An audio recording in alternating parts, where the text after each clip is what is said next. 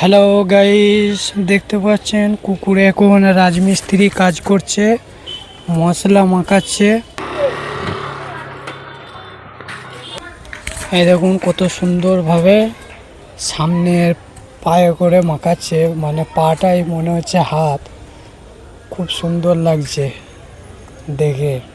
একজন ক্লান্ত হয়ে গিয়েছে মশলা মাখিয়ে। এখনো দুজন এখন মাখাতেই আছে মশলা, সিমেন্ট ফিমেন্ট সব দেওয়া আছে। ও বি ক্লান্ত হয়ে গিয়েছে, খানিক শুয়ে নিচ্ছে, আবার তাও শুয়ে মাখাচ্ছে। দেখুন এই জায়গাটার মধ্যে ঢালাই হবে, মানে গাঁথনি হবে, দেখছেন